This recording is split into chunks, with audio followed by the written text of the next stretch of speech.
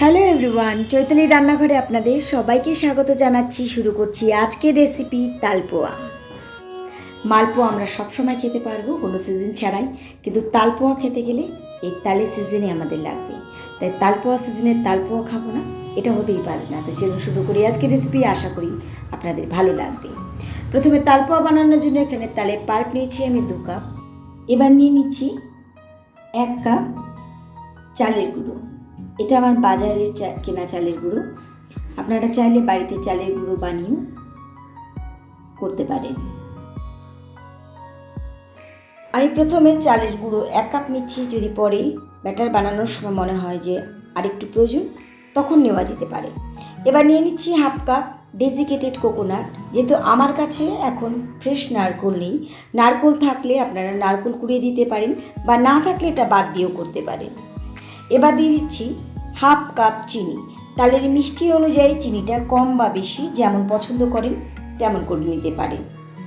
তো চিনি নেওয়ার পরে তারপর ভালোভাবে একটা স্প্যাচুলা দিয়ে এটা ব্যাটার বানাবো। তো পোয়ার ব্যাটার যেমন আমরা বানাই, খুব পাতলাও না খুব ঘনও না, ঠিক আমাদের ওভাবেই তালপোয়ার জন্য ব্যাটার তৈরি করতে হবে। তবে তালপোয়ার ব্যাটার কিন্তু অন্যরকম পোয়ার মতন অতটা পাতলা হবে না, এটা একটু ঘন থাকবে। তো ভালোভাবে প্রথমে নারকেলের গুঁড়ো, চিনি আর চালের গুঁড়োর সাথে মিশিয়ে নিতে হবে, যেন কোনোটাই ভেতরে লামস না থাকে। লামস থাকলে কিন্তু পোয়া ফুলবে, পোয়া তৈরিও হবে, তবে খেতে গেলে মুখের মধ্যে কিন্তু দলা দলা বাঁধবে। তাই খুব ভালো পোয়া একদম সফট তুলতুলে হবে। এরকম বানাতে গেলে খুব ভালোভাবে আমাদের ব্যাটার থেকে যদি লামস থাকে ভালোভাবে গুলে লামস সরিয়ে নিতে হবে। তো এখানে খুব ভালোভাবে ব্যাটার তৈরি হয়ে গেছে, কোনো রকমের এর মধ্যে আর লামস নেই। আর অবশ্যই কিন্তু তাল ছাকার সময় আঁশ যেন না থাকে, এদিকে কিন্তু খেয়াল রাখতে হবে। এবার দিয়ে দিচ্ছি 1 কাপ ময়দা। ময়দাটা দিতেই হবে, তবে কিন্তু পোয়া সফট হবে। এবার এই ময়দার সাথে ভালোভাবে মিশিয়ে নেব। ময়দা দেওয়ার জন্য এই তালপোয়া খুব সফট তৈরি হবে, ফুলবেও ভালো যেমন তেমন কিন্তু সফট হবে। খুব ভালোভাবে ময়দা মিশিয়ে নিতে হবে। প্রথমে যেমন একটু সময় নিয়ে চালের গুঁড়ো মেশাতে হয়েছিল, ঠিক তেমনভাবে ময়দা কিন্তু একটু সময় নিয়ে মেশাতে হবে। আর এর সাথে দিয়ে দিচ্ছি 1/2 কাপের থেকে কম পরিমাণে জল। জল দিয়ে আরও ভালোভাবে এটা মিশিয়ে, পাতলা তো তৈরি হবে না, মোটামুটি স্মুথ ব্যাটার তৈরি করে নিতে হবে।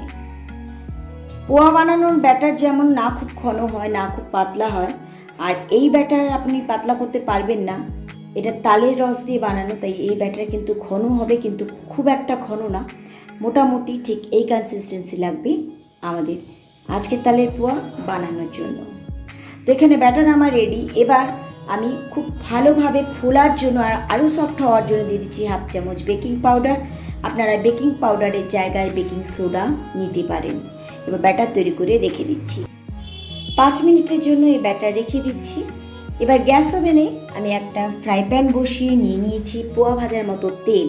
আর এই তেল অবশ্যই প্রথমে কিন্তু খুব গরম করে নিতে হবে, তারপরে স্টিম কমিয়ে দিতে হবে।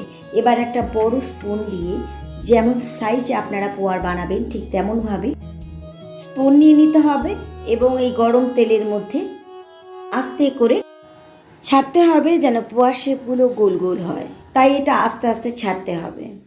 আর তাড়াহুড়ো করার কারণ নেই। প্রথম যখন বানাবেন, যারা প্রথম বানাচ্ছেন তাদের কাছে হয়তো শেপ গোল নাও হতে পারে, তাতে কি টেস্ট কিন্তু পোয়ারই পাবেন। আর যারা সবসময় রান্না করতে অভ্যস্ত তাদের কাছে তো এটা গোল হবে, তবে একটু চিন্তা করতে হবে। প্রথমবার ছাড়ার পরে 2-1টা হয়তো একটু লেজ বেরিয়ে যেতে পারে, একটু ট্যাড়া ব্যাকা হতে পারে, ওতে মন খারাপ করবার কিছু নেই। একটু আস্তে আস্তে কয়েকটা ভাজার পরে কিন্তু দেখবেন শেপ এমনিতেই আপনার হাতে বসে গেছে। যখনই আপনি পোয়া ছাড়বেন ঠিক এরকম গোল গোল পোয়া তৈরি হবে।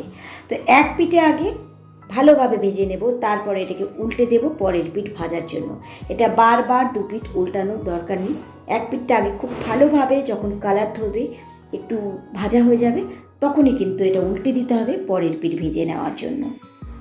পোয়া ভাজার সময় যদি তেল আবার ঠান্ডা হয়ে যায়, তখন আবার স্টিমটা বাড়িয়ে তেলটাকে আরেকটু গরম করে নেবেন। তবে পোয়া ভাজতে ভাজতেই করতে হবে এমন না, সময় দিয়ে তেল গরম করার দরকার নেই। এই পোয়া ভাজার পরেই যখন দেখবেন তেল একটু ঠান্ডা হয়ে যাচ্ছে তখন স্টিম বাড়িয়ে তেল গরম করে নেবেন। আবার যখন তেল গরম হয়ে যাবে তখন স্টিমটা কমিয়ে দেবেন। এভাবে কিন্তু পোয়া ভাজতে হবে, আর ভাজতে হবে খুব ভালোভাবে, না হলে পোয়া ভাঙার পরে ভেতরে কিন্তু অনেক সময় কাঁচা থেকে যায়। পোয়ার ওপরটা রং খুব ভালো হয়, আর ভেতরে ভাঙার পরে ভেতরে একটু কাঁচা কাঁচা নরম থেকে যায়। এটা যেন না হয় সেজন্য তেল গরম থাকতে থাকতেই পোয়াগুলো ছাড়তে হবে। তো আমার প্রথমে একটা পোয়া ভাজা হয়ে গেছে। এই পোয়া আমি তেল ছড়িয়ে তুলে নিচ্ছি। আপনারা চাইলে আমার চ্যানেলে তালের বড়া রেসিপি দেওয়া আছে, তাল থেকে তালের আঁশ ছাড়িয়ে কীভাবে রস বের করতে হয় সেই রেসিপিও দেওয়া আছে। আমি ডেসক্রিপশন বক্সে লিংক দিয়ে দেব, আপনারা চাইলে ফলো করতে পারেন। একটা তাল পোয়া আমার ভাজা হয়ে গেছে, আমি তেল ছড়িয়ে তুলে নিচ্ছি, ছেড়ে দিচ্ছি পরে আরেকটা তাল পোয়া ভাজার জন্য। ঠিক একইভাবে 1 স্পুন দিয়ে একটু সময় দিতে হবে, আর এভাবে ঠিক তেল ওপরে ছড়াতে হবে। এক পিঠ যখন একটু ভাজা হয়ে যাবে তখন ভেজে নেব পরের পিঠ। প্রথমেই একদম দেওয়ার সাথে সাথে উল্টাবেন না, এটা এক পিঠ ভালোভাবে ভাজা হয়ে যাওয়ার পরে তারপরে কিন্তু উল্টাবেন। পোয়াগুলো দেখুন সাইজে কিন্তু অনেকটা ফুলেছে। এটা যেমন ফুলেছে এটা কিন্তু খেতে ততটাই সফট হবে। তাই পোয়া ভাজতে গেলে বা তাল পোয়া বানাতে গেলে সবসময় চালের গুঁড়ো মেশালেও চেষ্টা করবেন ময়দা দেওয়ার। ময়দা দিলে কিন্তু পোয়া এরকম ফুলবে আর নরম হবে।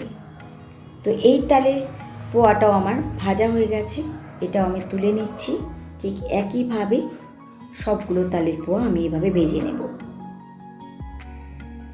আশা করছি এই তালের সিজনে তাল পোয়া আপনারা অবশ্যই বাড়িতে ট্রাই করবেন, কারণ এই সিজন চলে গেলে মালপোয়া খেতে পারবেন কিন্তু তাল পোয়া খেতে পারবেন না।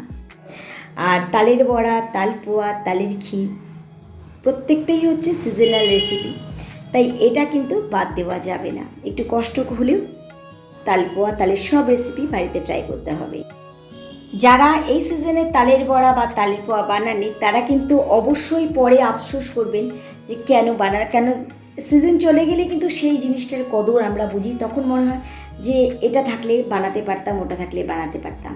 তাই মনে যেন কোনো রকম আফসোস না থাকে, এই সিজন থাকতে থাকতে তালের সব রকম রেসিপি মন মতো বানাতে থাকুন। তো এইভাবে আমি একটা একটা করে সব তাল পোয়াগুলো ভেজে নিচ্ছি। প্রত্যেকটা তালের পোয়া কিন্তু ফুলেছে, দেখলে বুঝতে পারছেন সাইজে কতটা মোটা হয়ে গেছে। পরিমাণ ঠিকঠাক নিলে পরে তালের পোয়া বানান আর তালের বড়াই বানান সব কিছু কিন্তু খুব ভালো হবে।